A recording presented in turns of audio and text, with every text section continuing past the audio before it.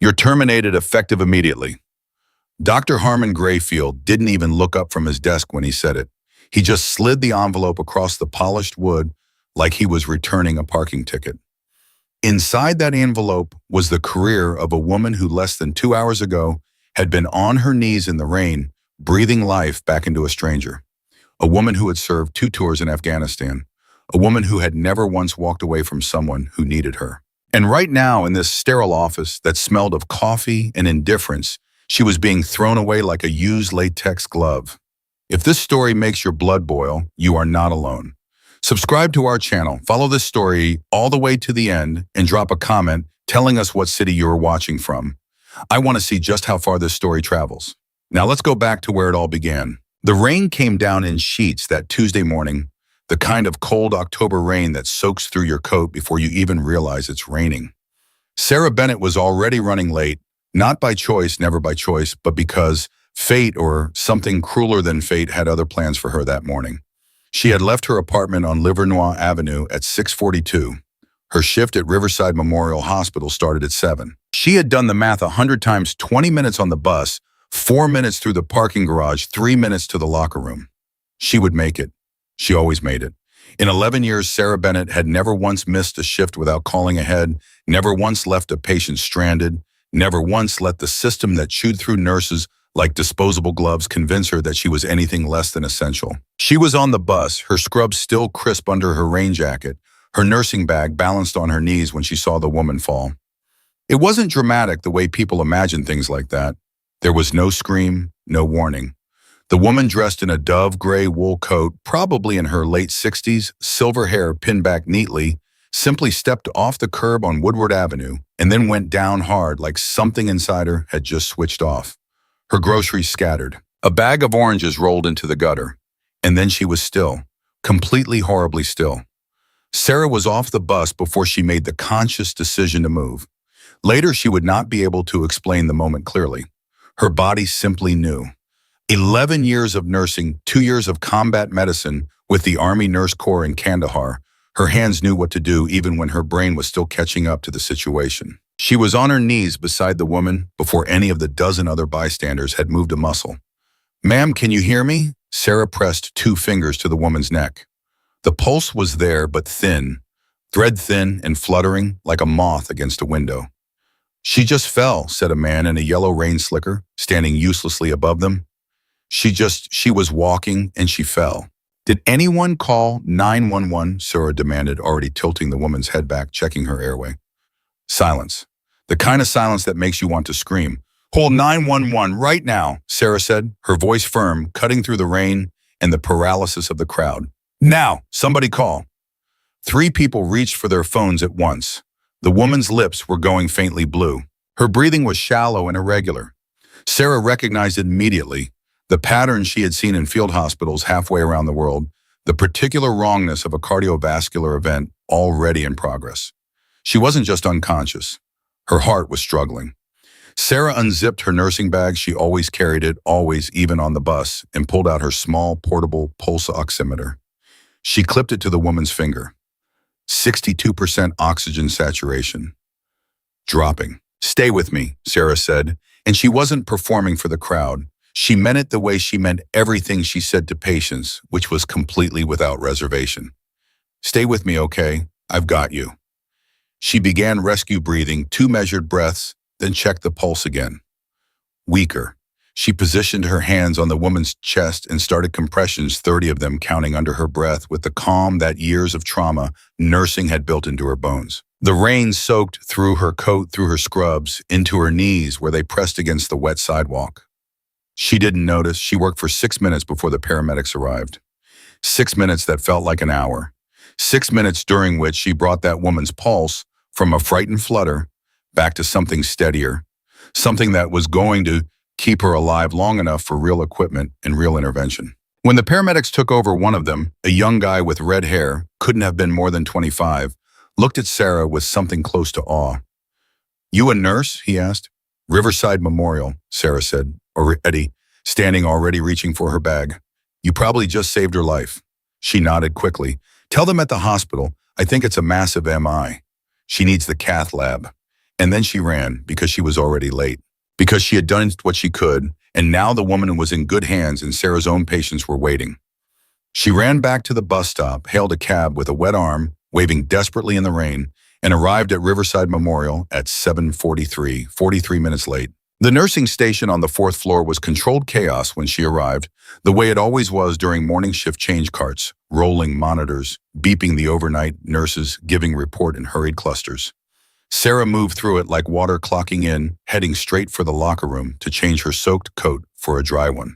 She was pulling her wet rain jacket off when Donna Reeves, the charge nurse, appeared in the doorway. Donna was Sarah's age 41, a woman who had mastered the expression of someone delivering unpleasant news from a position of personal safety. She held a clipboard against her chest like a shield. "Sarah," she said, "you need to go see Dr. Grayfield." "I'm already aware I'm late, Donna. I can explain." "It's not just about being late." Donna's eyes didn't quite meet Sarah's. "You also missed the mandatory competency exam. It was at 7:15. Sarah stopped. "The exam was rescheduled to next week. I have the email. Administration sent a correction at 6:50 this morning. It was moved back." A pause. "You were supposed to receive a text." "I was on a bus and then I was doing CPR on someone in the middle of Woodward Avenue." Donna blinked. Something flickered across her face. It might have been sympathy, or it might have been the instinctive discomfort of someone who knows they are standing on the wrong side of a line, but has decided to stay there anyway. "He's expecting you," Donna said, and then she left. Dr. Harmon Grayfield's office was on the second floor at the end of a long corridor that always smelled of industrial cleaner and something else, something harder to name, power maybe, or the particular confidence of someone who has never been told no by anyone he actually cared about. He was 57 years old, the chief administrative officer of Riverside Memorial, a man whose official photograph in the hospital lobby showed him shaking hands with the city mayor and smiling the smile of someone who has confused professional success with moral authority. He had run Riverside Memorial for 8 years, and in those 8 years, the hospital's patient satisfaction scores had fallen to near the bottom of the state rankings, while his salary had climbed to the top 5% of his peer group. These two facts were not coincidental. Sarah knocked on his open door. He was seated behind his desk reading something on his computer screen, and he did not immediately look up. "Close the door," he said. She closed it. "Sit down." She sat. He finished whatever he was reading, or pretended to, and then turned his chair to face her. He laced his fingers together on the desk. He wore a wedding ring and a watch that cost more than Sarah made in a month. "You were 43 minutes late this morning," he said. "Yes, I can explain. And you missed the mandatory competency certification exam. I received an email stating it was rescheduled to the 14th. If there was a correction sent this morning I didn't receive, it was sent to all staff at 6:52 a.m. I was in transit and then I was actively performing emergency medical care on a cardiac arrest patient on Woodward Avenue. A woman collapsed in front of me. I stayed until paramedics arrived." Grayfield regarded her for a moment, not with surprise, not with the expression of someone reconsidering his position. He looked at her the way a man looks at an inconvenient weather forecast, acknowledging the information and immediately deciding it doesn't change his plans. "That's not our patient," he said. The 3 words landed in the room like stones dropped into still water. Sarah felt the impact before she understood it completely. "I'm sorry. That woman on Woodward Avenue is not our patient. She's not your responsibility. Your responsibility was to be at this hospital at 7 o'clock and to complete your mandatory certification exam. Those are your terms of employment. Those are the terms you agreed to." "She was dying," Sarah said. The words came out quiet, dangerously quiet. "Our liability policy is very clear about employees engaging in medical activities outside the scope of their employment assignment. You know that. She was dying in front of me. I'm a nurse. I couldn't walk past her. That was your choice to make." Grayfield opened the desk drawer. He pulled out an envelope, white crisp already sealed. He slid it across the desk. "And this is the consequence." Sarah stared at the envelope. She didn't pick it up. "You're firing me," she said, not a question. "Your employment is being terminated for violation of attendance policy and failure to complete mandatory certification. Both offenses individually are grounds for immediate termination under your employment contract. Together, they leave us no discretion." "No discretion," Sarah repeated slowly. I have 11 years of service at this hospital. I have never had a written warning, never had a complaint filed against me, never missed a certification. I stopped to save someone's life this morning, and you're telling me you have no discretion. The policy is the policy. She picked up the envelope. She held it in both hands, feeling the weight of it, the specific paper and bureaucracy weight of 11 years being compressed into a single sealed document. She thought about her patients upstairs. She thought about Mr. Dominguez in room 412, the 70-year-old diabetic who trusted her to bring him his morning medications and always called her mijita, even though she was white and from Michigan. She thought about the young mother in room 408 who was recovering from a C-section and was terrified and needed a familiar face this morning. What about my patients? She said. They'll be covered. Mr. Dominguez needs his insulin by 8:30. He's particular about, he'll be covered, Ms. Bennett. The use of Ms. was deliberate. She felt it. 1 hour ago, she was Nurse Bennett. Now she was a civilian, an inconvenience, a terminated liability.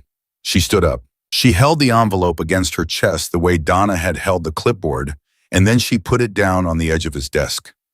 She didn't want to carry it. I want you to know something, she said, and her voice was steady, the same voice she used in codes and crises, in the moments when everything was going wrong and someone needed to hear a voice that wasn't afraid. That woman this morning, her name is probably in your hospital right now, in your emergency department alive, because I stopped. And you're going to sit in this chair and you're going to make peace with this decision. I hope it's worth whatever it's saving you. Grayfield said nothing. Sarah walked out. The elevator back up to the 4th floor felt like the longest ride of her life. Not because she was going to fight, not yet, not right now, but because she needed to do one last thing before she left. She needed to say goodbye to her patients properly, even if administration didn't know that's what she was doing. Donna was at the nursing station when Sarah returned to the floor. The other nurses, 4 of them women she had worked beside for years, went quiet when they saw her face. Donna, Sarah said, Mr. Dominguez needs his 8:30 insulin, and he prefers the injection in his left arm, not his right. His right still has bruising from the IV last week. Make sure whoever takes over writes that down. Donna nodded. She looked like she wanted to say something. She didn't. And Mrs. Carrillo in 408, she's been having trouble breastfeeding, and she's embarrassed to ask for help. Check on her at 10. Don't wait for her to ask. She won't. Sarah, that's all. She picked up her bag from the locker room. She changed back into her rain jacket, which was still damp. She didn't change out of her scrubs because she hadn't brought any other clothes, and the universe had not anticipated this particular morning for her either. She walked to the elevator. She pressed the button. She waited. Behind her, she heard one of the other nurses, Carla, she thought on Carla, who had only been at Riverside for 2 years, say very softly, "That's not right. What they're doing is not right." Nobody answered her. The elevator doors opened. Sarah stepped in. The doors closed. And for the space of the 14th-floor ride down to the lobby with no one watching and nothing required of her, Sarah Bennett allowed herself to feel it, the hot, rolling fury, the disbelief, the grief of something that had been part of her identity for over a decade being cut away in a single administrative sentence. She pressed the back of her hand to her mouth. She breathed. She counted to 8 the way the Army therapist had taught her after Kandahar, the way she had taught a dozen patients since. By the time the doors opened into the hospital lobby, she was composed again. She walked through the lobby. She passed the large framed portrait of Dr. Grayfield, shaking hands with the mayor. She didn't look at it. She pushed through the glass doors of Riverside Memorial and walked out into the rain. It was still coming down, steady and indifferent, the same rain that had soaked her when she was on her knees on Woodward Avenue, saving a stranger's life. She stood on the hospital steps for a moment, her bag over one shoulder, water already seeping back into her collar. She had $47 in her checking account. Her rent was due in 11 days. She had no savings, not after her mother's medical bills 2 years ago, not after the transmission on her car had gone 6 months ago, not after the quiet, continuous financial grind of being a single woman in a mid-wage profession in an expensive city. She had no husband, no family in Detroit, no safety net beneath her. She had her skills, her training, her record, and her integrity. 2 of those things had just been declared worthless by a man in a watch that cost more than her rent. She pulled her phone from her bag. Her hands were steady.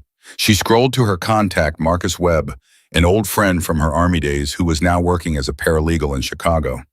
She typed him a message, called Marcus, something happened, need to talk about my options, call me when you can. Then she put her phone away and started walking. She didn't know where she was going exactly. Just away. Away from the building, away from Grayfield's office, away from the ghost of 11 years that still haunted every hallway in that place. She walked 2 blocks, 3 blocks, her sneakers going dark with rain, her mind sorting and resorting the events of the morning in the way her brain always handled shock analytically, systematically, as if she could fix it by understanding it well enough. She had saved a woman's life. She had been fired for it. Those 2 facts sat side by side in her mind, like items on a chart that made no sense together. 2 vitals that contradicted each other, a diagnosis that couldn't be right. Her phone buzzed. She pulled it out expecting Marcus. It was an unknown number, a 313 area code local. She stopped walking and answered it. "Is this Sarah Bennett?" The voice on the other end was a woman's composed professional with an undertone of something Sarah couldn't immediately name. Urgency, maybe, or purpose. "Yes, who is this?" "My name is Catherine Lowell. I'm an attorney. I'm calling on behalf of a client who believes she owes you her life." Sarah stood very still on the wet sidewalk. "I'm sorry, who is your client?" "Her name is Victoria Holston." A pause, brief and loaded. "She was brought into Riverside Memorial's emergency department at 7:22 this morning. She's stable now in the cardiac ICU. The doctors are saying that the intervention she received before the paramedics arrived almost certainly prevented a fatal outcome." Another pause.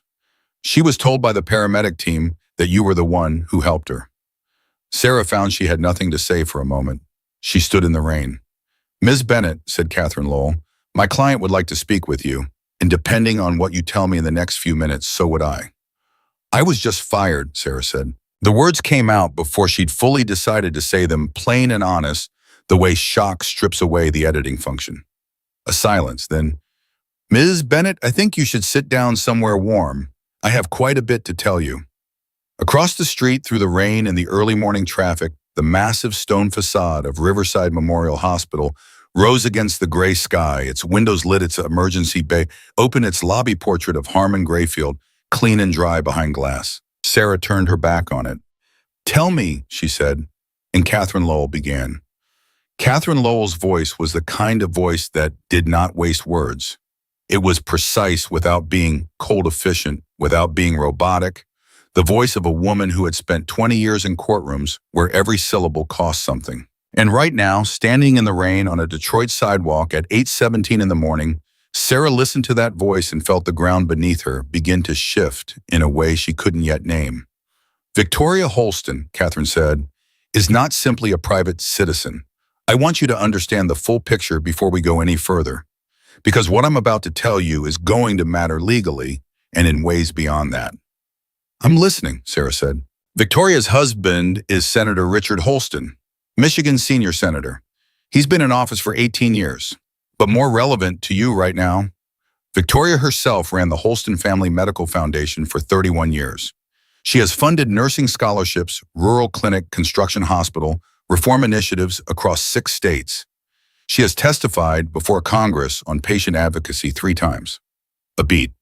She is not a woman who takes what happened to her lightly. And she is not a woman who forgets who stood between her and a grave." Sarah absorbed this quietly.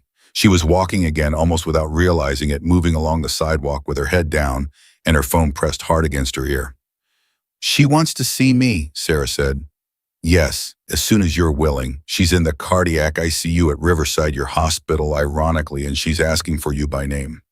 The word ironically hit Sarah like a small electric shock. "I can't go back in there," she said. "I was just terminated. I don't have access." "You will," Catherine said simply. "I've already made a call. The ICU charge nurse is expecting you. You'll be listed as a personal guest of the patient, not as a staff member. They cannot legally bar you from visiting a patient who has personally requested your presence." "Did you already know I was fired before you called me?" A pause. Shorter than the last one, but heavier. "Victoria's cardiologist informed her team within the hour. The paramedic told the ER staff who you were. Word travels fast inside a hospital, Ms. Bennett, especially when the news is as, let's say, remarkable as yours." Sarah stopped at a crosswalk. The light was red.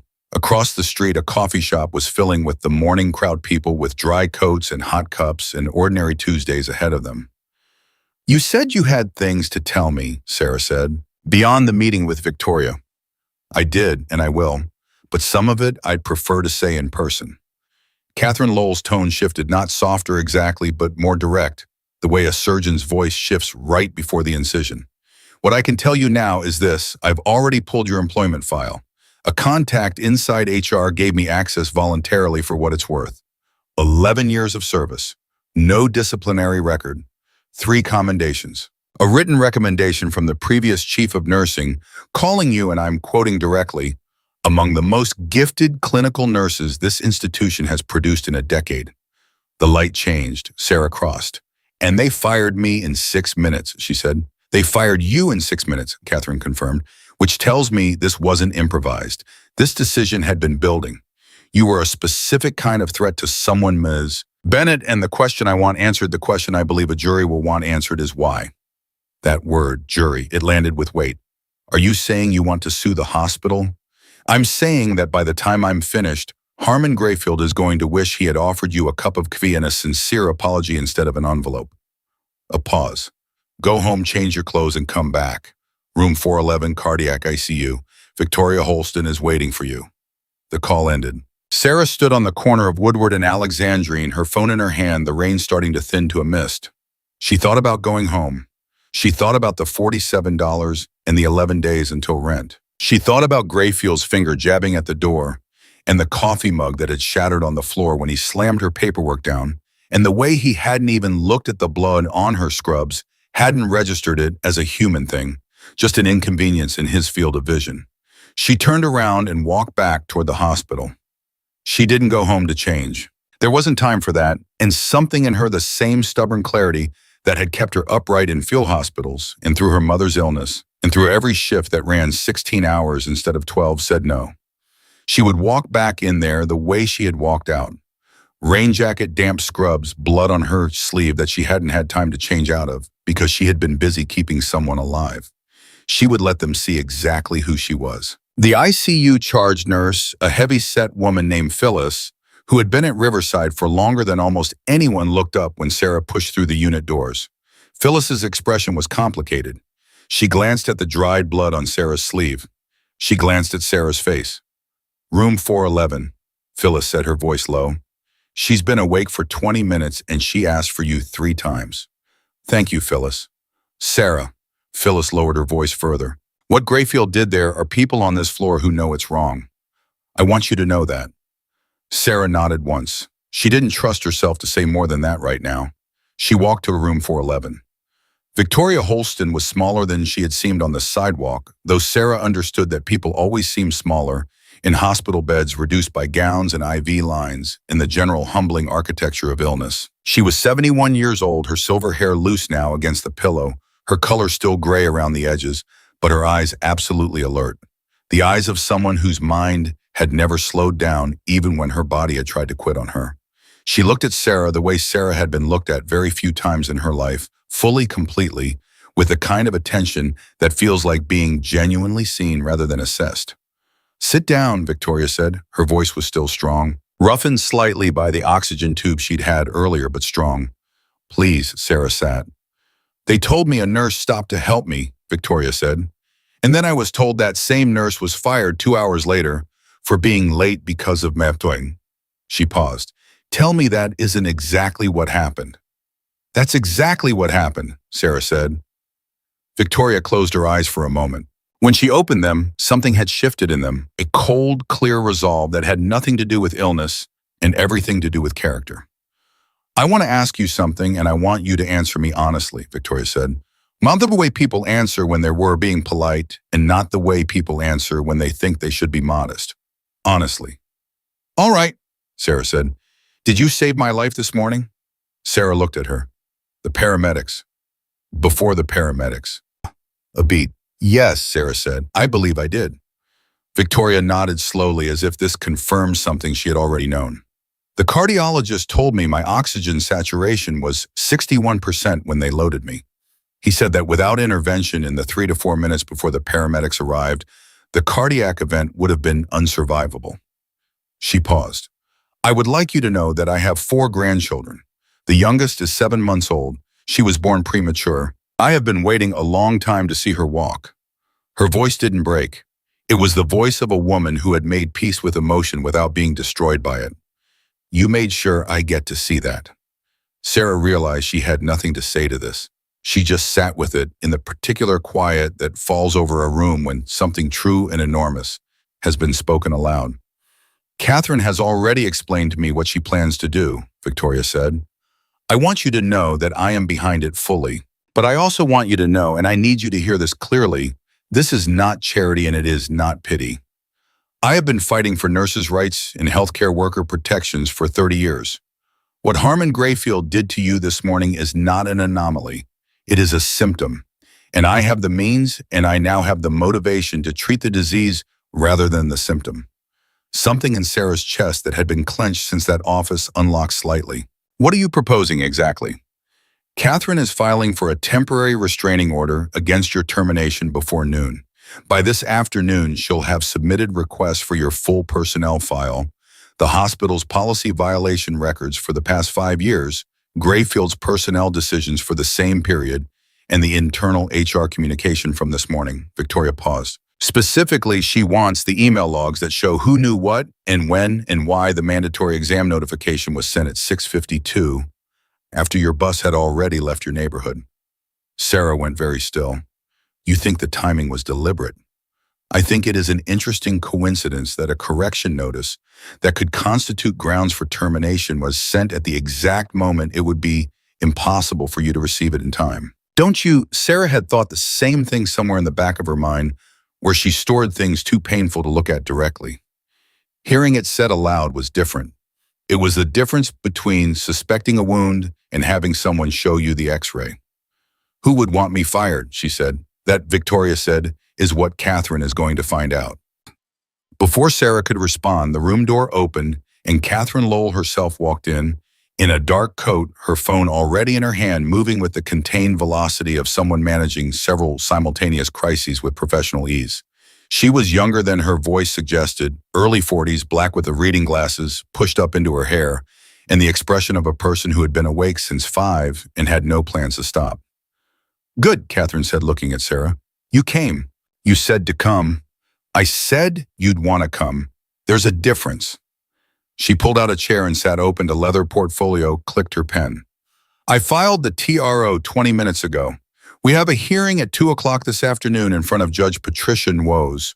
I want you to understand what that means if the judge grants it. Riverside Memorial cannot finalize your termination while the case proceeds. You are effectively suspended, not fired pending outcome. And if she doesn't grant it, she will. I've argued in front of Patricia Nwoz 11 times. She has no patience for retaliatory employer conduct, and what we're going to show her today is going to make her very impatient. Catherine flipped a page in her portfolio. I also made a call to someone at the Detroit Free Press this morning, a reporter named David Chang, who has been covering healthcare administration stories for 6 years. I have not given him anything yet. I'm telling you this because when I do, and I will, when the timing is right, this will become public. Sarah felt the weight of that shift in her stomach. Public. The word felt large and uncontrollable. I'm a nurse, she said. I don't know how to be a story. You already are one, Catherine said, not unkindly. The question is whether you tell it on your terms or let Grayfield's PR department tell it on his. Victoria spoke from the bed quietly. Catherine is right. And Sarah, I know this feels like it's moving very fast, but from the moment that envelope hit the desk in that office, you stopped having the option of keeping this small. Harmon Grayfield made this big when he fired you. We're just making it accurate. Sarah looked at these 2 women, one in a hospital bed with an IV in her arm, one with a leather portfolio and a phone that hadn't stopped buzzing, and understood that something had already been set in motion that she hadn't started and couldn't stop. The only question was whether she would stand in the middle of it on her own 2 feet. What do you need from me? She said. Catherine clicked her pen again. Everything, from the beginning, every detail about this morning. And then because I believe this is relevant and I believe the other side will try to use it before we do, I need you to tell me about your military service. Sarah's hands, which had been folded in her lap, went very slightly still. What does that have to do with any of this? Because Harmon Grayfield's assistant director of operations, Catherine said, setting her pen down and looking directly at Sarah, is a man named Colonel Retired Wendell Price. He served 2 tours in Iraq. He has been at Riverside for 4 years. And in the past 4 years, 3 former military nurses have been let go from that hospital under administrative pretexts that later turned out to be legally questionable. She paused. I don't think that's a coincidence. And I think your military record, 2 tours in Afghanistan Army Commendation Medal, the incident in Kandahar is part of why you've always made certain people in that building uncomfortable. The incident in Kandahar. Sarah had not heard those words spoken aloud by anyone outside her own head in nearly 4 years. How do you know about Kandahar? She said. Her voice was still level, but just barely. I know a lot of things, Catherine said. That's my job. The question is whether you trust me enough to let me use what I know the right way. The room was very quiet. Sarah's phone buzzed. She glanced at it, Marcus Webb calling back from Chicago. She declined the call for now and put the phone face down on her knee. Tell me, she said to Catherine, all of it, from the beginning. And Catherine Lowell did. For the next 40 minutes, sitting in that hospital room with Victoria Holston, listening from her bed, Sarah learned things about her own workplace that she had not known and had not been meant to know. She learned that Riverside Memorial had settled 3 wrongful termination suits in the past 5 years, all of them, quietly all of them, under non-disclosure agreements that had kept the pattern invisible. She learned that Grayfield's administrative decisions had been flagged twice by the hospital's own ethics board, both times resolved internally without any external review. She learned that the mandatory certification exam, the one she had missed, had been rescheduled by an administrative coordinator who reported directly to Grayfield's assistant, and that the original email extending the deadline to the 14th had come from the chief of nursing, not from administration. Someone had countermanded a senior nurse's directive at 6:52 in the morning on the specific day that Sarah was going to be late. He set it up, Sarah said. The words came out slowly, the way words do when your mind is running faster than your voice. He was looking for a reason, and when the morning handed him one, he made sure he had 2. That is what I intend to prove, Catherine said. Can you saw him? The email server logs are going to tell us who sent the correction notice and from which device. If it was sent from Grayfield's office or from his assistant's terminal, we have a conspiracy to terminate.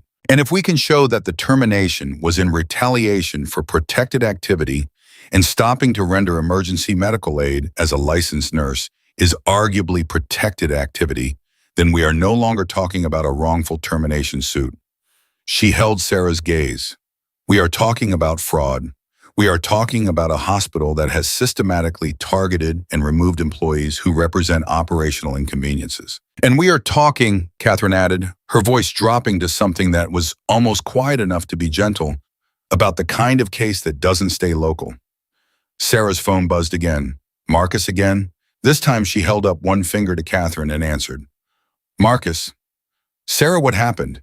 Your message had me worried. Are you okay? I'm okay. I was fired this morning. Wrongful termination, I think. I'm sitting with an attorney right now who... Which attorney? Catherine Lowell. A silence on Marcus's end that lasted 2 full seconds. The Catherine Lowell out of Lowell and Associates. Is she good? Sarah, she's the one who took down that insurance company in Ohio 2 years ago. The one that was denying veteran health care claims. They settled for $47 million. Another pause. How did you get Catherine Lowell? Sarah looked at Victoria Holston, who was watching her with calm, clear eyes from her hospital pillow. I stopped to help someone this morning, Sarah said. Apparently that matters. She heard Marcus exhale. Then, do whatever she tells you, whatever she says. Don't talk to anyone from the hospital without her present. And Sarah, don't say anything to anyone about the Kandahar thing. Not yet. Let the lawyer decide when. She glanced at Catherine, who had clearly heard the last part and was nodding once, a single precise acknowledgement. I have to go, Sarah said. I'll call you tonight. She hung up. She set the phone on her knee again. Catherine gathered her portfolio and stood. The 2 o'clock hearing is in 2 hours. I need you to come with me. Now go over your testimony and be prepared to speak to the judge. We won't need more than 15 minutes of her time if we present this correctly. She looked at the blood still dried on Sarah's sleeve. "You should keep those scrubs," she said. "Don't wash them." Sarah understood immediately. "Evidence." "Okay," she said.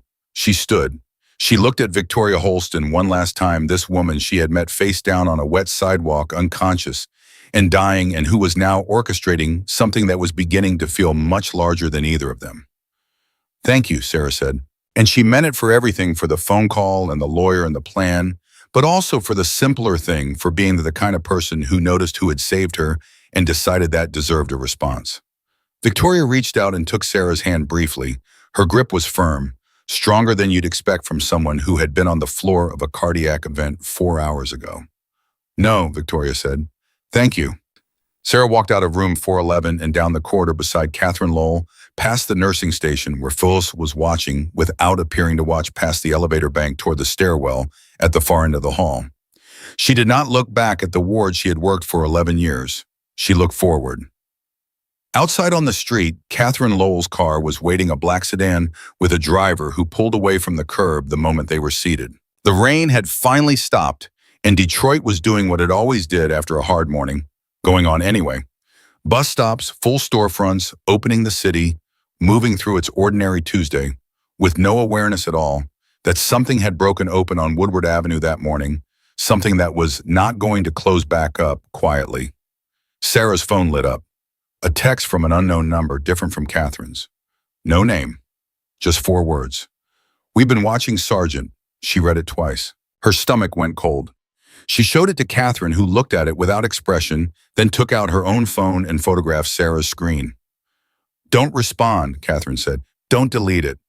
"Who would call me? Sergeant?" Catherine slid her phone back into her coat. "Someone who knows your military record," she said. "And someone who wants you to know they know." The sedan moved through traffic. Sarah held her phone in her hands and said nothing. Through the window, the city slid past familiar streets, familiar buildings, the same Detroit she had lived in for 11 years. But something had changed in the texture of the morning, some fundamental shift in the air, and for the first time since she had walked off that sidewalk and saved a woman's life, Sarah Bennett felt something new moving underneath the anger and the grief. Something that felt cautiously, dangerously like the beginning of being very afraid. The text message sat in Sarah's phone like a splinter under skin, small, specific, and impossible to ignore. "We've been watching Sergeant." 4 words. No punctuation after the period, which meant whoever sent it had taken time to be deliberate.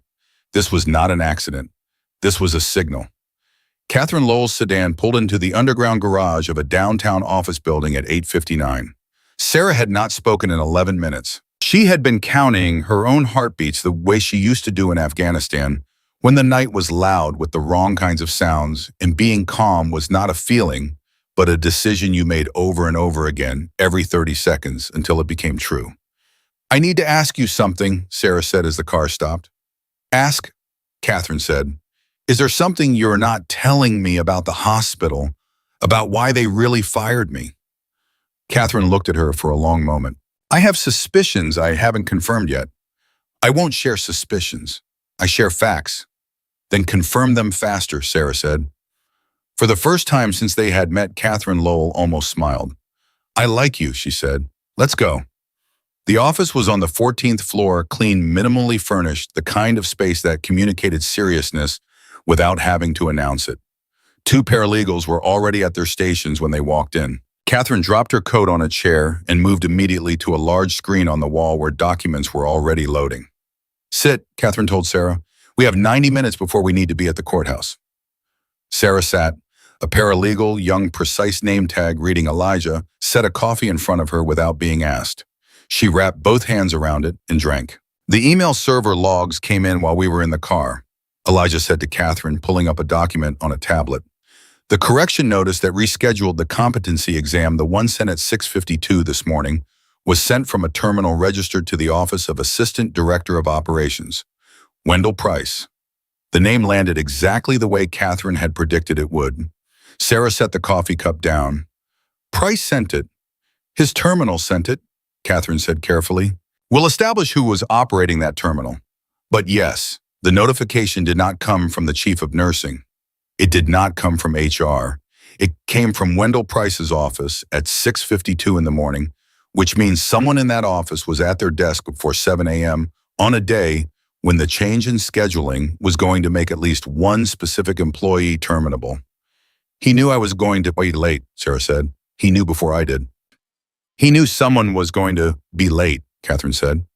Whether it was specifically targeting you or whether you were the convenient one that morning, that's what I intend to prove. She turned to face Sarah fully. But here's the part I need you to be very honest with me about. Was there any prior conflict between you and Wendell Price? Sarah thought about it. Not performing the thinking, actually thinking, going back through 3 years of interactions with the man in the corner office who walked the floors twice a week with a clipboard and never quite made eye contact with the nursing staff. 8 months ago, she said, there was an incident in the oncology ward. A patient terminal, 63 years old, a veteran himself, was being moved out of a private room because his insurance classification changed. It was a Friday afternoon. His daughter had driven from Columbus and was arriving that evening to say goodbye. She paused. Price authorized the room transfer. I escalated it to the chief of nursing and got it reversed. The patient died in his private room 3 days later with his daughter beside him. The room was very quiet. Price knew you were responsible for the reversal. He found out. He came to the floor on a Monday, professional, calm, nothing you could put in writing, and told me that patient advocacy was not the same as administrative override and that I should understand the difference. Sarah's jaw tightened at the memory. I told him that compassion and protocol were not mutually exclusive and that I would always advocate for my patients through appropriate channels. And what did he say? He said that was a very idealistic position for someone in my employment situation. Elijah wrote something on the tablet. That was 8 months ago, Catherine said. And 3 months after that, a performance review, Sarah said. My first negative one in 11 years. Minor issues. Attendance patterns, it said, even though I hadn't missed a shift. Attitude concerns. The kind of language that doesn't mean anything specific, but means everything if someone wants to build a file. Catherine nodded slowly. He was building the file, she said. He just needed a morning like today to use it. The second coffee went cold while they worked. For the next 70 minutes, Sarah went through everything. Price Grayfield, the oncology patient, the 3 nurses before her who had been quietly pushed out, 2 of them veterans, all of them in their late 30s to mid-40s, all of them with long service records and documented histories of patient advocacy that had created friction with administration. Catherine recorded everything. Elijah cross-referenced dates, pulled HR documents, matched timelines. At 10:45, Elijah looked up from his screen and said quietly, "There's something else." Catherine didn't look up from her notes. "Tell me." The hospital's malpractice insurance carrier, Northeast Medical Liability Group. They conducted an audit of Riverside Memorial 18 months ago. The audit flagged 11 incidents of potential administrative interference in clinical decision-making. The report was submitted to the hospital board. He paused. The board voted to accept the findings internally and implement a corrective action plan. No external disclosure. The corrective action plan was written by Grayfield. Sarah stared. Grayfield wrote his own corrective action plan. He did, Elijah said. And in the 18 months since none of the 11 flagged incidents resulted in any personnel changes above the nursing staff level. The implication was not subtle. When things went wrong at Riverside Memorial, the people who paid for it were nurses. The people who had caused the conditions that made things go wrong were the ones deciding what accountability looked like. I want that audit report, Catherine said. I've already submitted the request. Good. Catherine closed her portfolio, stood, and looked at Sarah. We need to go, but I want to tell you something before we walk into that courtroom. She came around this table and stood close enough that her voice could be very even, very clear. Judge Nuose is going to ask you one question that matters more than any other today. She's going to ask you whether you acted in good faith this morning. She's going to be looking at you when she asks it, and she's going to know the answer before you give it. So when she asks, just tell her the truth. Don't perform it. Don't explain it. Just tell her what happened on that sidewalk. I saved a woman's life, Sarah said. Exactly like that, Catherine said. They were in front of Judge Patricia Nuose at 2:08 in the afternoon. The hearing was brief, which was not the same as being small. Judge Nuose was 62, with reading glasses on a beaded chain, and the focused attention of someone who had been lied to by very credentialed people for 30 years and had developed an instrument-level sensitivity for the truth. She read Catherine's filing in 3 minutes. She looked at the email server logs. She looked at the timeline Catherine had assembled, the 6:52 notification, the 7:22 hospital admission of Victoria Holston, the 7:43 arrival of Sarah Bennett, the 8:14 termination meeting. Then she looked at Sarah directly over the rim of her glasses. You were performing emergency medical care on a cardiac arrest patient when this notification was sent, she said. It was not a question. Yes, Your Honor, Sarah said. And the woman you helped is currently a patient in the cardiac ICU of the hospital that fired you. Yes, Your Honor. Judge Nwos took off her glasses. She held them in one hand and looked at the Riverside Memorial attorney, a young man named Collins, who had the specific expression of someone who had driven downtown expecting a routine hearing and had been ambushed by reality. Mr. Collins, the judge said, I'm going to grant the temporary restraining order. The termination is suspended pending full legal proceedings. She put her glasses back on. I'm also going to say something for the record because I think it's relevant. When the evidentiary picture you have presented to me today is the picture, and I have no reason at this juncture to doubt that it is what I'm looking at, is an institution that structured the conditions for a termination and then executed that termination within minutes of it becoming technically viable. That pattern has a name in employment law, and it is not a name any hospital wants associated with its administration. She closed the file. We're adjourned. Collins gathered his papers with the careful movements of a man trying not to show that his hands were unsteady. He did not look at Sarah. He looked at Catherine and said flatly, This isn't over. No, Catherine agreed pleasantly. It's just starting. They were outside at 2:34. The afternoon had cleared, the rain entirely gone Detroit in the thin gold light of an October afternoon. Sarah stood on the courthouse steps and breathed. Just breathed for a moment because she hadn't fully done that since 8:14 this morning. Her phone showed 6 missed calls. Marcus 3 times. A number she didn't recognize twice. And she looked twice because she thought she had misread it, a number with a Washington, D.C. area code. Catherine, she said, someone from D.C. called me. Catherine looked at the number. Something moved across her face, not surprise exactly, but recognition.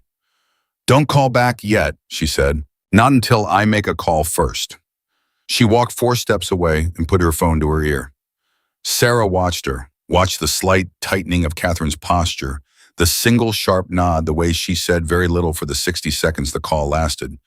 When she came back, her expression was controlled in the way that faces are controlled when they are covering something large. The senator, Sarah said. It wasn't born to question. Richard Holston has been briefed on everything, Catherine said. He's been in session in Washington since this morning, but Victoria called him at noon. He's involved. What does involved mean? It means, Catherine said carefully, that 3 hours ago a federal inquiry was opened into Riverside Memorial's practices. It means a contact at the Department of Veterans Affairs has been notified about the pattern of veteran nurse terminations.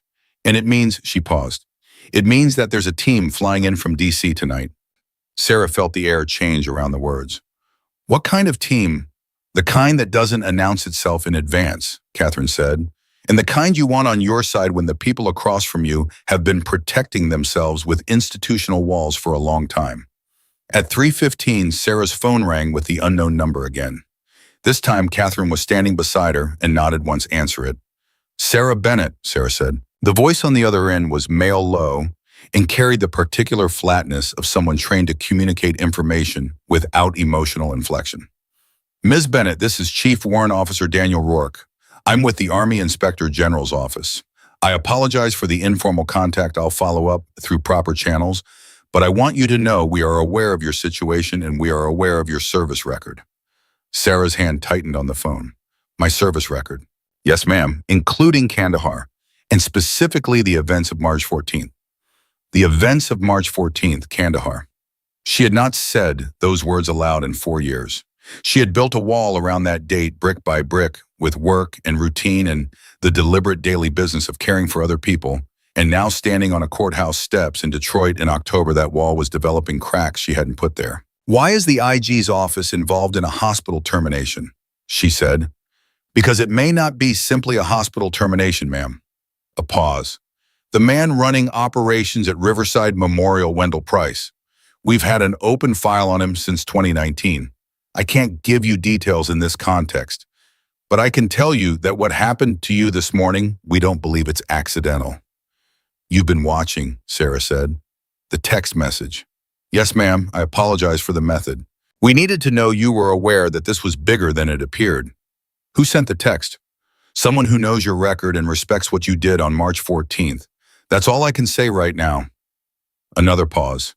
There will be individuals arriving in Detroit tonight who are going to want to speak with you and with your attorney. I'd ask that you remain reachable, and Ms. Bennett, be careful about who else you speak to between now and then. The call ended. Sarah lowered the phone. She was aware that her heart rate had changed, not dramatically, not the hammering panic of someone new to crisis, but the measured elevation of someone who has been in enough serious situations to know when one has just escalated to a different level. They have a file on Price, she said to Catherine. I heard. Catherine had been close enough. Since 2019. What happened in 2019? That, Catherine said, is something we're going to find out tonight. And they were back in Catherine's office by 4 o'clock. Elijah had been busy. On the main screen were 2 new documents, the insurance audit report, which someone inside the hospital had provided through a channel Catherine did not explain, and a series of HR termination records for the past 5 years, cross-referenced by department and supervisory chain. The pattern laid out on a screen was unmistakable. In 5 years, 14 nurses and 3 physicians had been terminated or constructively forced out of Riverside Memorial. Of those, 11 had at some point filed a complaint, raised a concern, or otherwise created a paper trail that challenged an administrative decision. 8 of the 11 were women. 5 of the 17 were military veterans. 3 of the 5 veterans were specifically attached, at least in part, to Wendell Price's operational oversight during their tenure. He cleans house, Sarah said, looking at the screen, systematically. He removes friction, Catherine said.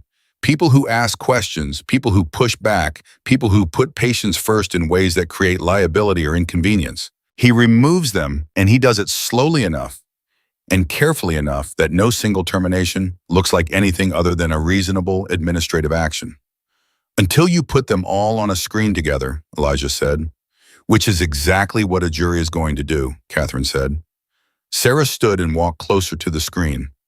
She found her own name. It wasn't there yet, which made sense. It was too new, but she found the others.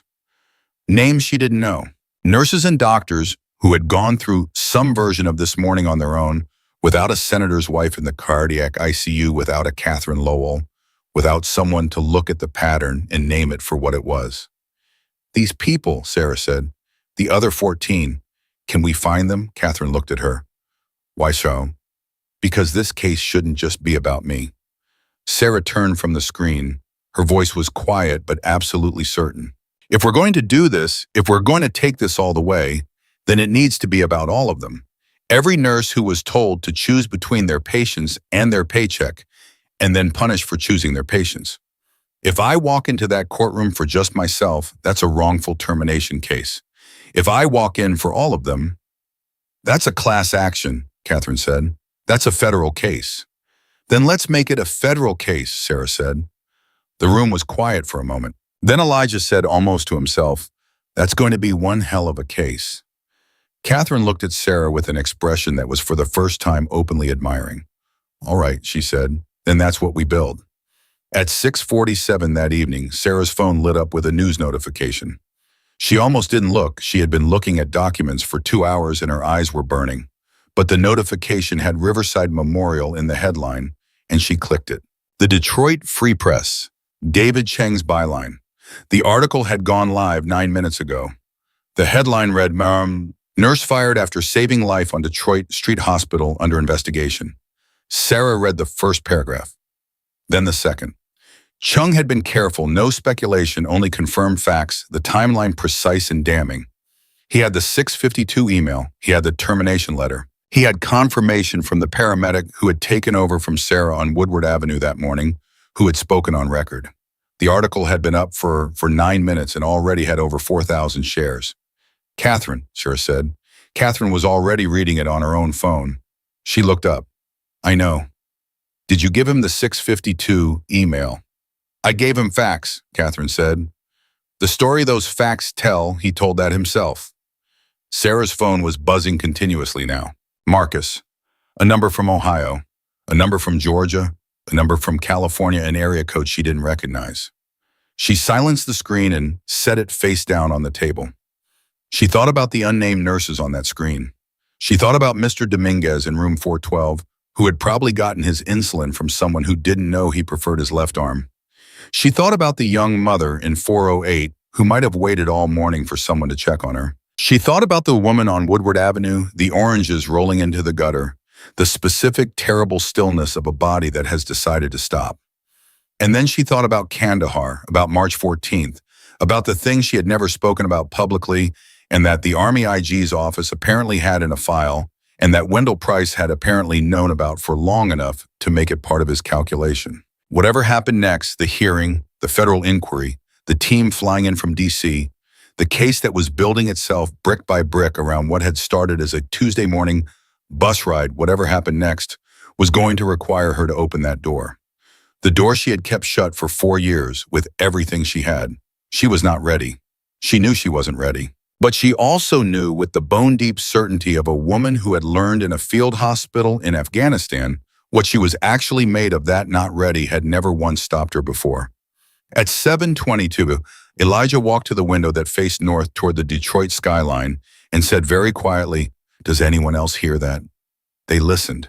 It was a sound that started low and rhythmic, then built a heavy percussive thudding that was not traffic, was not weather, was not any of the ordinary sounds of a city Tuesday evening. Sarah had heard that sound before. She had heard it in a different country, in a different life, when everything was dust and urgency, and the world reduced itself to the next 60 seconds. She stood up and walked to the window beside Elijah. The black military helicopter came in from the north low and deliberate, its running lights sharp in the darkening sky, and it was heading without any ambiguity at all toward the building where they were standing. Sarah watched it come. She did not flinch. She did not move back from the glass. Behind her, she heard Catherine Lowell say very quietly, "Well, they're early." The helicopter landed on the rooftop of the building next door, a federal building Sarah realized one she had walked past 100 times without ever thinking about what happened inside it. The sound of the rotors cut through the office walls and then wound down, and in the sudden quiet that followed, nobody in Catherine's office said anything for a full 10 seconds. Then Catherine's phone rang. She answered it immediately, listened for 15 seconds, said yes, twice, and understood once, and hung up. She turned to face Sarah with the particular composure of someone who had been preparing for this moment without knowing exactly when it would arrive. "They want to meet here," Catherine said. 20 minutes. "Who exactly is they?" Sarah asked. "Two people from the Army Inspector General's office, one from the Department of Veterans Affairs Office of Inspector General, and one individual whose affiliation Catherine described as, and she was very careful about her phrasing here, interagency." Elijah looked up from his screen. "Interagency," he repeated. "That's the word she used," Catherine said. Sarah sat back down at the table. Her body was calm. She had trained it to be calm in moments like this, in the field and after the field, but her mind was moving fast, pulling at threads, trying to build the picture before the picture was handed to her. Price, the file open since 2019, the pattern of veteran nurse terminations, Kandahar, March 14th. All of it circling the same center, and she still couldn't see clearly what was at that center, only that it was darker and more deliberate than anything she had let herself imagine when she boarded that bus this morning. "Catherine," she said, "before they get here, I need to tell you about Kandahar." Catherine sat down across from her. She didn't reach for her pen. She just looked at Sarah with steady attention and said, "Tell me." Sarah had not told this story in its entirety to anyone who wasn't military. She had told pieces of it to her Army therapist, pieces to Marcus, pieces to her mother, before her mother got too sick to carry other people's weight. But the whole story, the complete shape of what happened on March 14th in a forward operating base outside Kandahar, she had kept that whole and unshared the way you keep a wound private, not because you're ashamed of it, but because the act of telling it costs something you're not always sure you have. She told it now. March 14th, she had been on her second tour working the trauma bay at a small FOB medical unit that was chronically understaffed and perpetually overwhelmed. A convoy had come and 3 soldiers in IED. Strike the worst of it, a staff sergeant named Torres, who had taken shrapnel to the chest and abdomen and was bleeding in ways the equipment could barely keep up with. They had worked on him for 40 minutes. Sarah and one other nurse and a physician's assistant who had been awake for 22 hours. They had kept Torres alive against medical logic, but that wasn't the part that mattered. What mattered was the man who arrived at the FOB 40 minutes into Torres's treatment. A private contractor, civilian, no uniform carrying authorization paperwork Sarah had never seen before and couldn't verify. He had arrived with 2 Army officers she didn't know, and he had demanded access to a section of the medical unit that was being used as temporary storage for sensitive materials recovered in the field. He had also demanded in language that was polite and utterly immovable that the medical staff be rotated out of the main trauma bay while his team conducted their work in the adjacent room. Sarah had refused, not loudly, not with confrontation. She had simply looked at the man and said, "I have a soldier on the table who is going to die if I leave this bay, and no piece of paper you carry supersedes that. When Sergeant Torres is stable, I will cooperate fully with whatever access you need, not before." The man had looked at her with the expression of someone who had not been told no in a very long time and found the experience disorienting. He had left. Torres had survived. Sarah had filed an incident report that same night documenting the access demand and her refusal attaching it to the standard after-action review.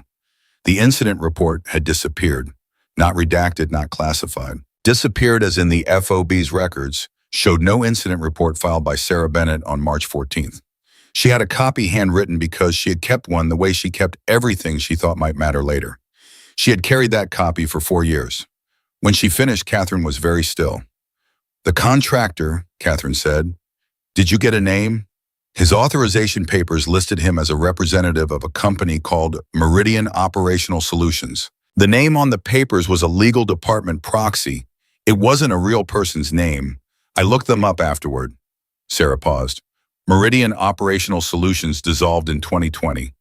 3 months after it dissolved and its principles reformulated under a new entity. "What entity?" Sarah looked at Catherine directly. "A healthcare administration consulting firm," she said, "called Price Meridian Associates." The silence that followed was the kind that happens when a room full of intelligent people simultaneously arrives at the same conclusion and no one wants to be the first to say it aloud. Elijah said it, "Wendell Price." "The same Wendell Price," Sarah confirmed. "I didn't make the connection until 8 months ago. Until the oncology ward incident, until he stood in that hallway and told me to understand my employment situation. I looked him up that night, and there it was. Meridian Operational Associates 2020, Riverside Memorial 2021. Catherine stood up slowly. She was not a woman who paced, but she walked to the window and back once with the deliberate movement of someone organizing a great deal of information very quickly. "He's been at Riverside Memorial for 4 years, she said. "And you've been there for 11. He knew who you were when he took the job." "I think he took the job partly because of who was there," Sarah said. "I think my incident report, even the handwritten copy, put me on a list. And he came to Riverside with a list of people who had seen something they weren't supposed to see," Catherine said.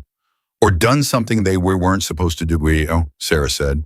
"In my case, I got in the way of something on March 14th that I still don't fully understand. And I filed a report about it. And then I just kept being a nurse. For 4 years, I thought it was over." "It was never over," Catherine said. "They were just patient."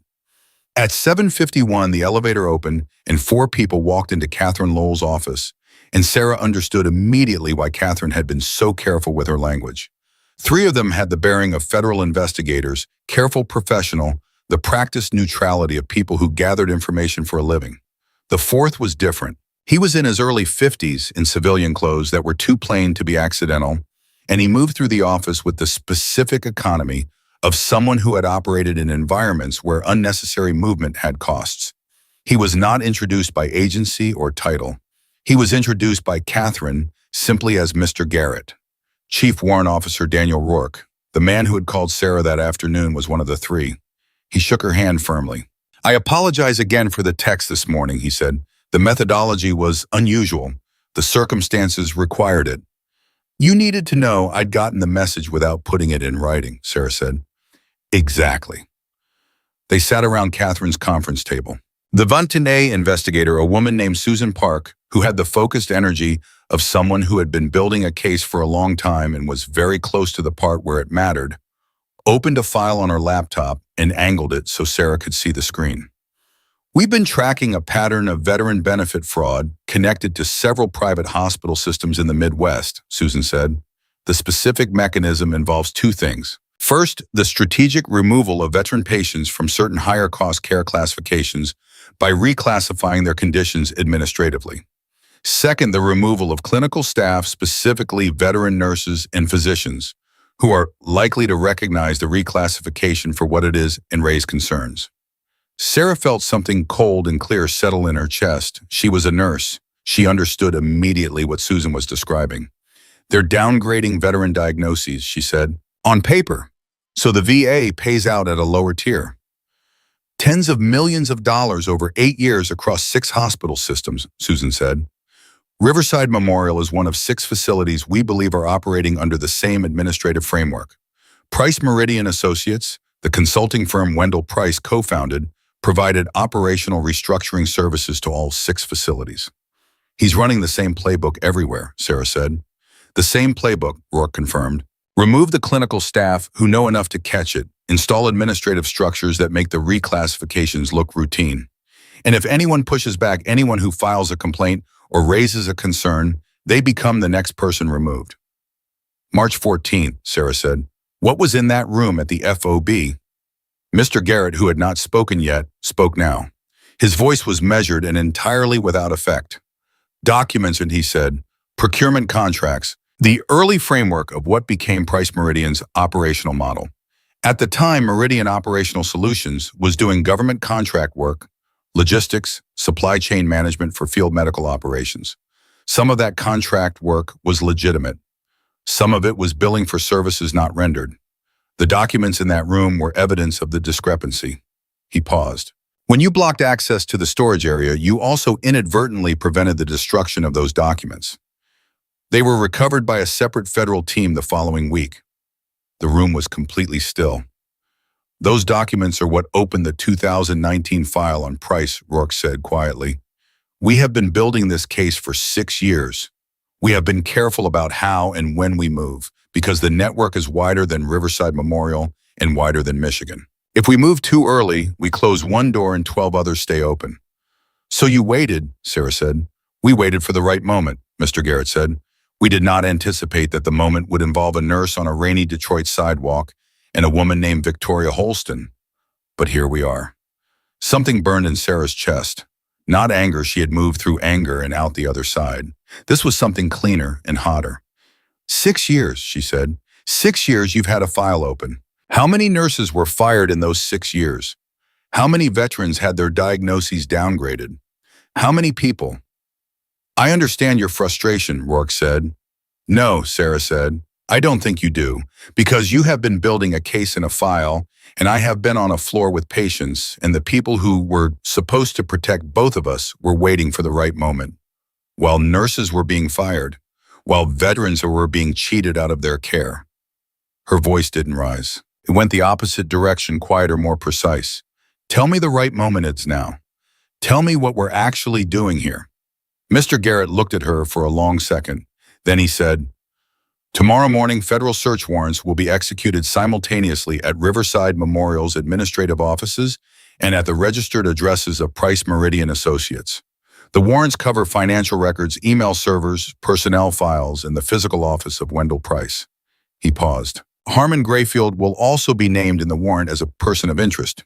We believe he knew about the reclassification scheme and facilitated it in exchange for administrative funding that didn't appear on the hospital's public budget. Grayfield knew, Sarah said. We believe so, yes. He fired me for being inconvenient to a fraud.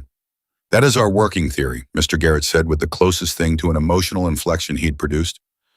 Yes. The meeting ran another 40 minutes. They needed Sarah's handwritten incident report from Kandahar. She texted Marcus, who had a copy she had scanned and sent him years ago for safekeeping.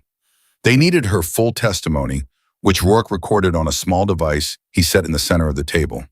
They needed her to be reachable at all times and to say nothing to anyone outside the room until the warrants were executed in the morning.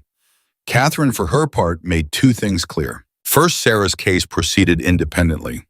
The federal investigation was separate from the wrongful termination claim, and whatever happened tomorrow morning at Riverside Memorial did not reduce or replace the civil remedy Sarah was owed. Second, the other 13 nurses and 3 physicians who had been terminated under Price's operational influence would be contacted by Catherine's office starting the next morning. If they chose to join the case, this became a class action. If they didn't, Sarah's case still moved forward. She also wants the Kandahar incident report entered into the civil record, Catherine told Rourke. Not for the federal case, for the wrongful termination case. I want to establish that Sarah Bennett had been on Price's radar for 4 years, and that her termination this morning was the culmination of a multi-year targeted effort, not a routine administrative action. Rourke nodded. We have no objection to that. When the 4 of them left at 9:23 by the clock on Elijah's screen, the office felt very different than it had before they arrived. Not quieter, fuller somehow, the way a room feels when something that has been hidden in it is finally visible. Sarah sat at the table alone for a moment while Catherine walked the investigators to the elevator. Elijah was at his desk, typing focused. She looked at her phone, 41 missed calls, 97 text messages, 17 voicemails. The Free Press article had now been shared over 60,000 times. Someone had made a graphic, her name, the headline a photo of Riverside Memorial, and it was being reshared across every platform with the kind of velocity that things reach when they hit a nerve that people didn't know they had until they felt it. Her phone buzzed with a call. She looked at the screen. It was a 614 area code, Columbus, Ohio. She answered it carefully. Hello. Is this Sarah Bennett? A woman's voice. Middle age. She sounded like she had been crying and had stopped and was trying to be clear and wasn't quite succeeding. Yes, Sarah said. My name is Renee Okafor. I was a nurse at Riverside Memorial. They fired me 2 years ago. A breath. I read the article and I need to tell you, another breath. You're not alone. I just want you to know that. What they did to you, they did to me. They did it, and I signed in their NDA because I had 2 kids and I was terrified, and I have never forgiven myself for signing it. Sarah's hand tightened around the phone. Your NDA may not be enforceable, she said. Her nurse's instinct, calm voice, clear information, steady presence. If you were terminated as part of a pattern of retaliation, the agreement can potentially be invalidated. There's an attorney, Catherine Lowell, and I want to give you her number right now. I know Catherine Lowell, Renee said. I called her office an hour ago. They said someone would be in touch tomorrow. A pause. I wanted to call you first, person to person, because you didn't sign the NDA, because you're still standing and talking and I couldn't. Her voice broke slightly. I want to stand up too. Is it too late? It is not too late, Sarah said. Absolutely, without hesitation. She heard Renee exhale a long, releasing breath, the sound of a person setting down something very heavy. Okay, Renee said. Okay, thank you. The call ended. Sarah sat with the phone in her hand. By 10 o'clock, Catherine had logged 11 similar calls, former Riverside employees, some from Michigan, some from as far as Texas and Florida, people who had read the article or heard about it through nurse network groups online and had picked up the phone after months or years of silence. The NDA list was longer than Catherine had anticipated. Price Meridian had been thorough. But ND, as Catherine explained to Sarah, were only as strong as the legal behavior they protected. If the behavior was fraudulent, and it was becoming increasingly clear that it was, the agreements collapsed. At 10:37, Sarah finally stepped outside the building to call Marcus properly. The night air was cold and clean after the day's rain. She stood on the sidewalk and pressed the phone to her ear. Marcus answered on the first ring. Tell me everything. There's a federal case, she said. Price has been running a veteran benefit fraud scheme across 6 hospital systems. The Army IG has had a file on him since 2019. Grayfield facilitated it. Tomorrow morning there are warrants. A long silence. Sarah, I know. This is enormous. I know. Are you okay? She thought about it seriously, the way she thought about serious questions. She had been fired. She had been threatened, however obliquely, by an anonymous text. She had sat in a federal meeting and learned that the thing she had stopped on a sidewalk in Afghanistan 4 years ago had been following her ever since. She had $47 in her account and rent due in 11 days. I'm not broken, she said. That's the best I can say right now. That's enough, Marcus said. That's always been enough. She went back inside at 10:45. Catherine was standing at the screen, and the expression on her face had changed in a way Sarah hadn't seen all day, something urgent and controlled, and pointed like a woman who has just been handed the last piece of something she has been assembling for hours. Elijah found something, Catherine said. Sarah came to stand beside her and looked at the screen. It was an email chain. Internal. Riverside Memorial Administrative Server recovered in the past hour through a source that Elijah described only as cooperative.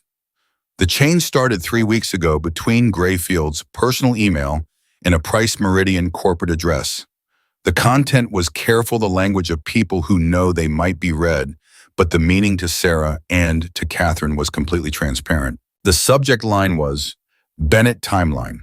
The final email in the chain sent 6 days ago read, certification window closes end of month. If she misses it, we move.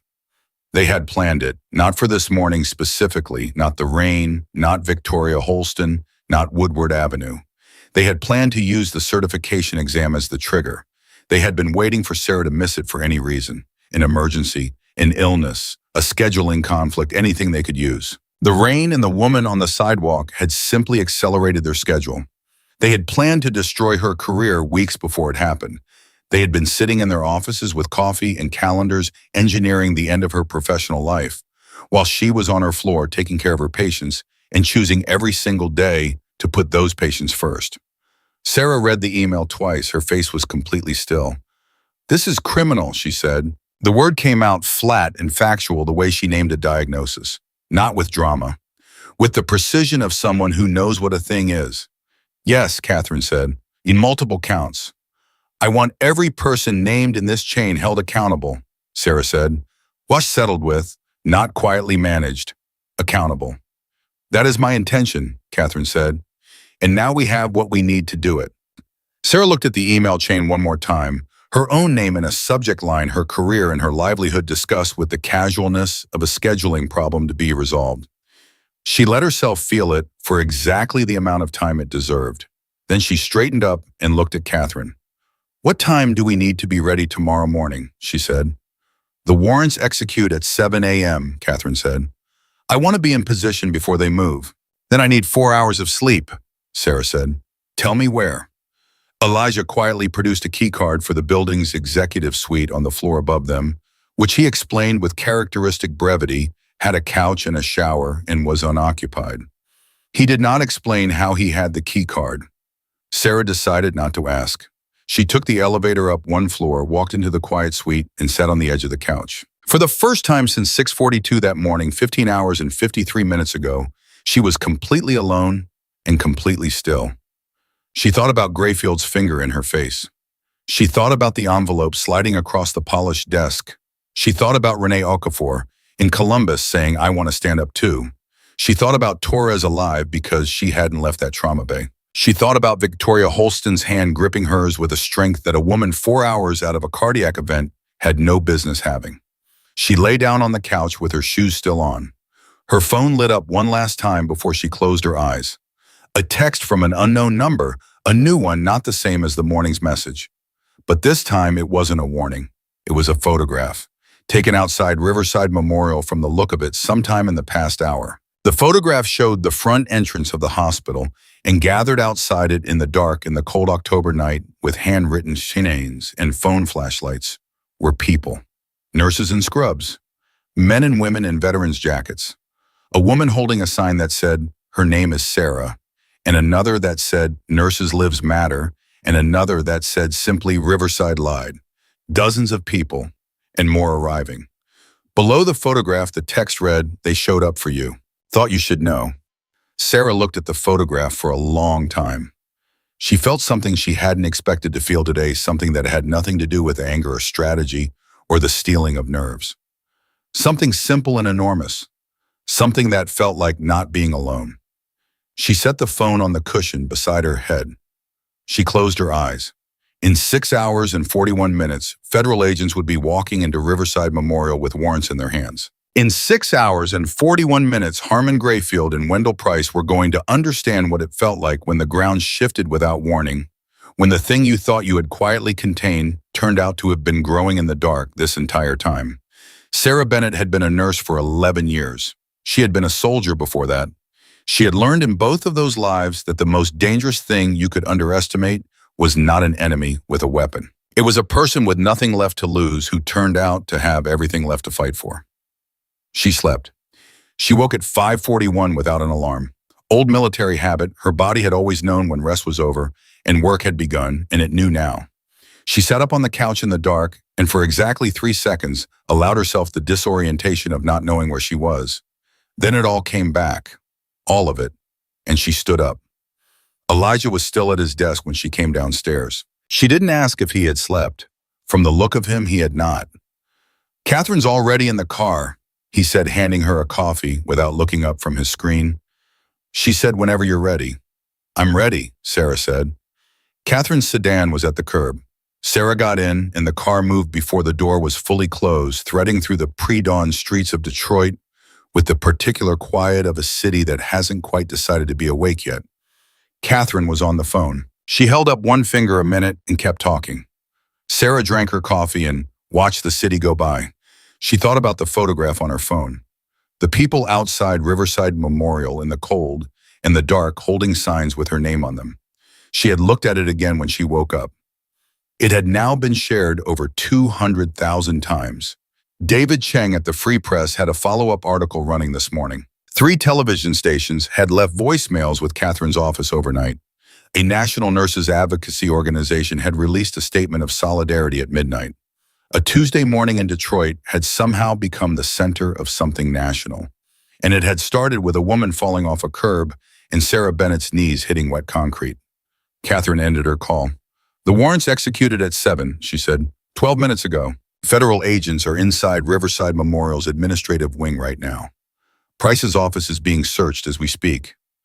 Grayfield has been asked to come in for questioning voluntarily for now." "For now," Sarah said. "He lawyered up before they finished the sentence," Catherine said, "which tells you everything about what he already knew was coming." And Price, a pause, shorter than it should have been. "Price is not at the hospital," Catherine said. "He was not at the administrative office when the warrant executed. His home address came back empty as well." She said it carefully, the way you say something to a person that you need them to hear clearly without panicking. "There is a federal alert out. He has not left the country. They checked that first." "He ran," Sarah said. "He left," Catherine said. "Where he went and why we don't know yet." The car turned onto the street that ran in front of Riverside Memorial, and Sarah saw them immediately. The photograph from the night before had not prepared her for this.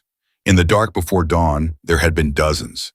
Now in the pale early morning of a Wednesday in October, with the sun barely up and the air still cold, there were hundreds. Nurses in scrubs, some still in their hospital badges from other facilities across the city. Veterans in jackets and caps. Families.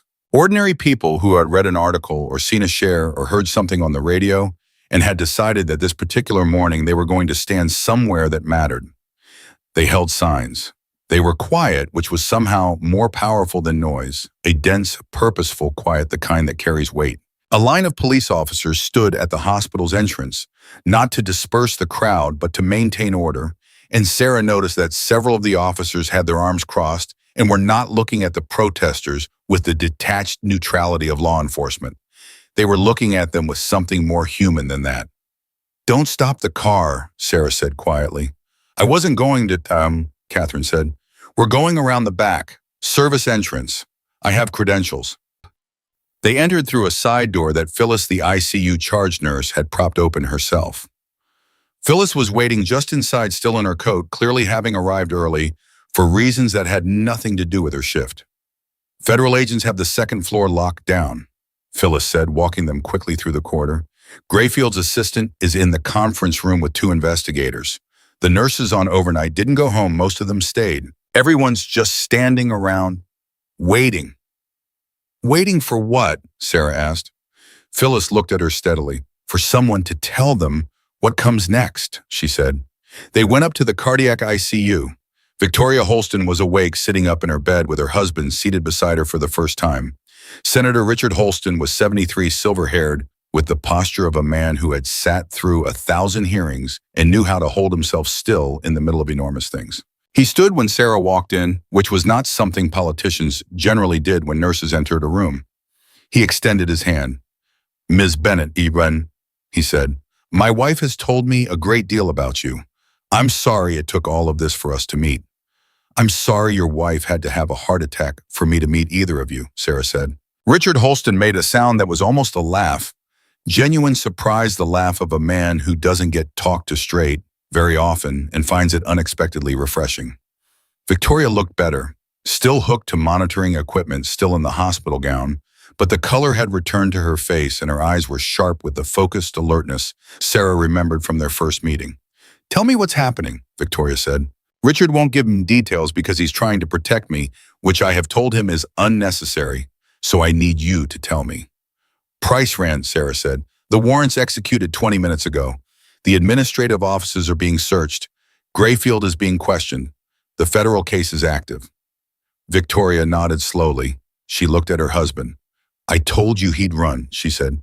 "You told me," Richard confirmed. "He's going to be found," Victoria said back to Sarah. Men like Wendell Price always believe they've been smarter than everyone else for so long that they genuinely don't understand the moment when that stops being true. She paused. "He's going to be found, and when he is, what matters is that the case is airtight." Catherine, is it airtight? Catherine, who had been standing slightly apart, doing what Catherine did, which was absorbing everything while appearing to be simply present, said, "It's as airtight as 6 years of federal investigation and the best employment law case I've built in 20 years of practice. Yes, it's airtight." At 8:44, Elijah called Catherine. Sarah watched Catherine's face while she listened, and she saw the specific expression of someone receiving confirmation of something they had calculated but not been certain of, a quiet, controlled satisfaction. "They found the financial records," Catherine said when she hung up. "The billing irregularities, the veteran reclassification scheme, it's documented across 4 years at Riverside alone. The number the VA investigator mentioned last night, tens of millions across 6 hospital systems. The Riverside portion alone is over $9 million. The number landed in the room. $9 million. Veteran patients whose diagnoses had been downgraded on paper, whose benefits had been calculated at lower tiers, whose care had been quietly, systematically stolen from them by a man with a clipboard and an administrative framework and the willingness to fire anyone who might notice. "I want to testify," Sarah said, "not just in the civil case, in the federal proceeding. Whatever form that takes, I want to be on record." "You will be," Catherine said. "And the other nurses, Renee Okafor and the others who called last night, they need to be on record too." "I spoke to Renee at 6 this morning," Catherine said. "She's coming to Detroit on Friday. So are 4 others. At 9:15, Sarah's phone rang, the 202 area code, again, Washington. She answered it. "Ms. Bennett, this is Warrant Officer Rourke. We've located Price." Sarah's hand tightened. "Where?" "Windsor, Ontario. He crossed at the Ambassador Bridge at 11:52 last night.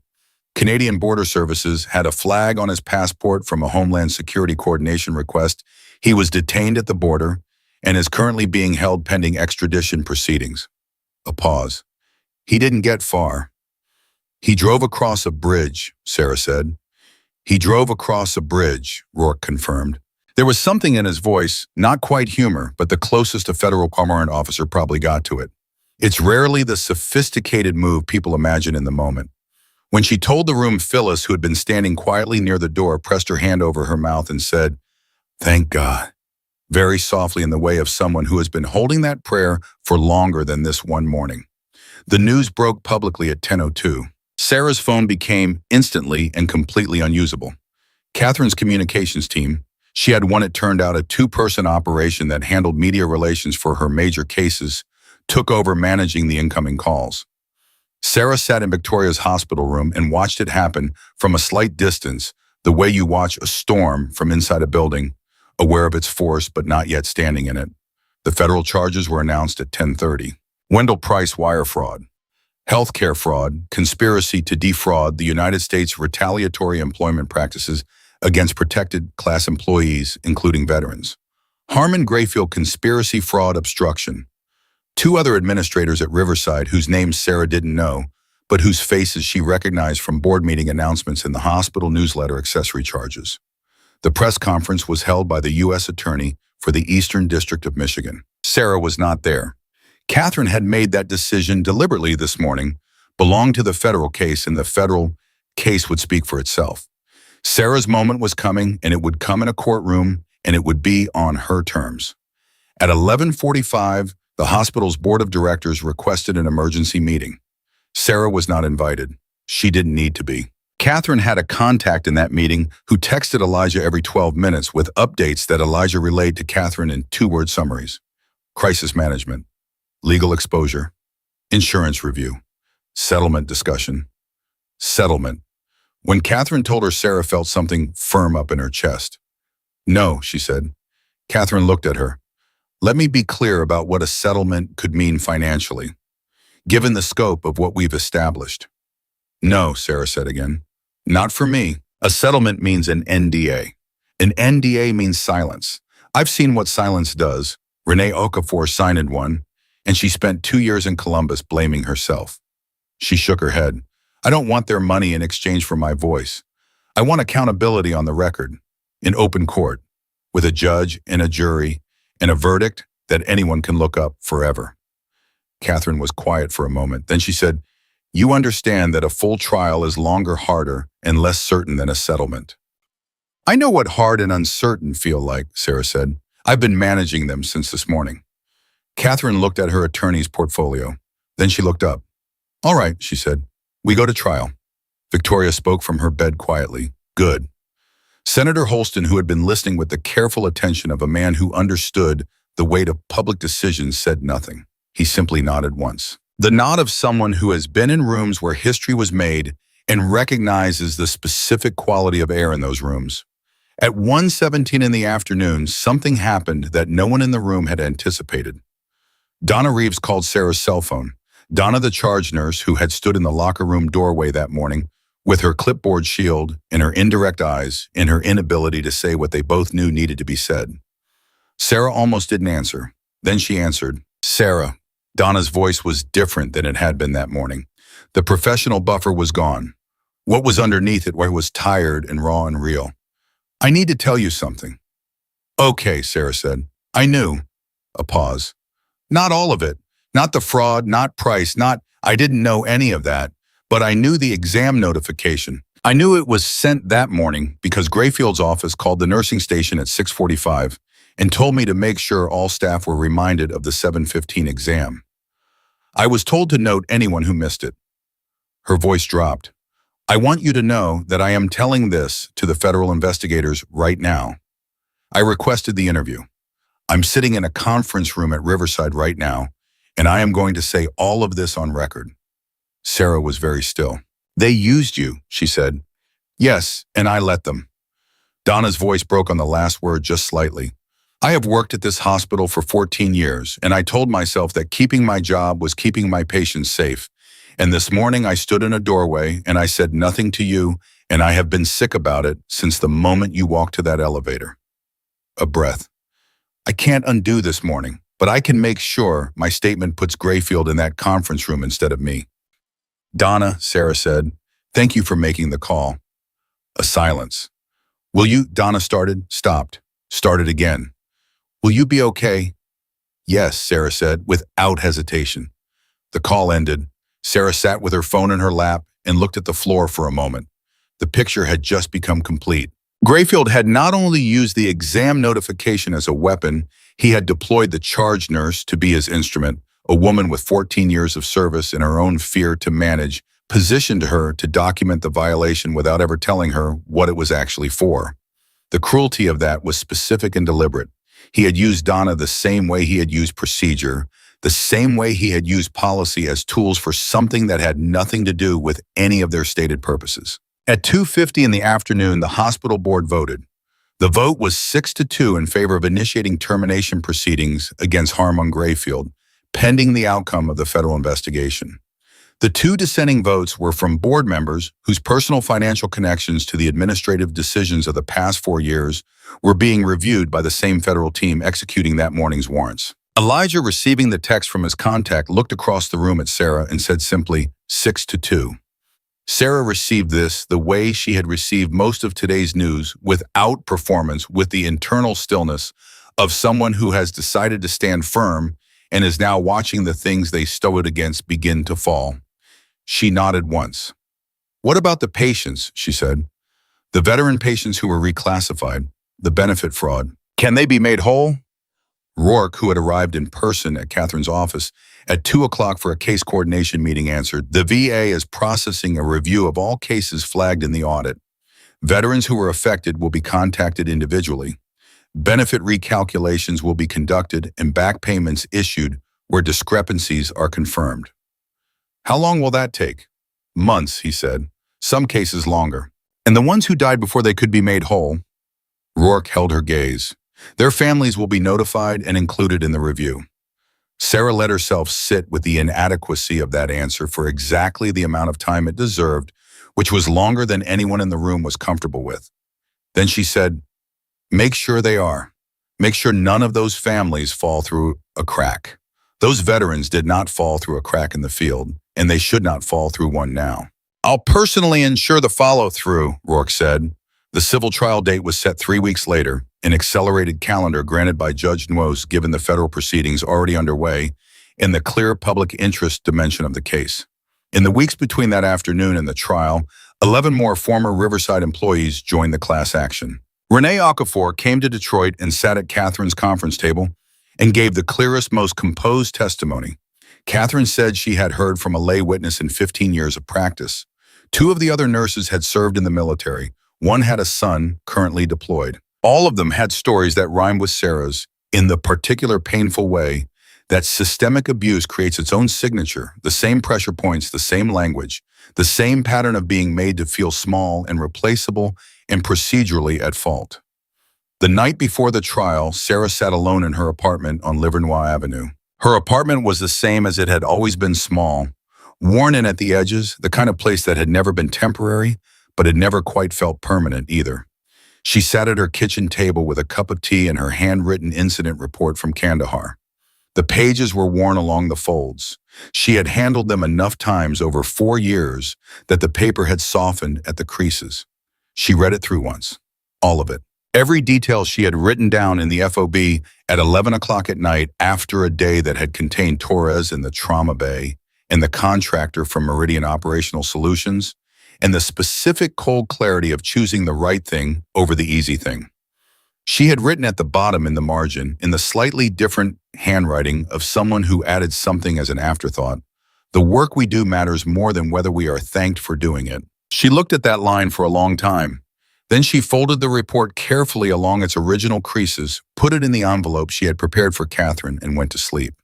The trial lasted 4 days. It was held in the federal courthouse in downtown Detroit, and each morning there were people outside, fewer than the first morning at Riverside Memorial, but consistent, present people who came back day after day because they understood that what was happening inside those walls was not just about one nurse. Catherine was precise, devastating, and unhurried. She moved through the evidence with the calm of someone who has been building a wall brick by brick for months and is now simply showing the jury what it looks like completed.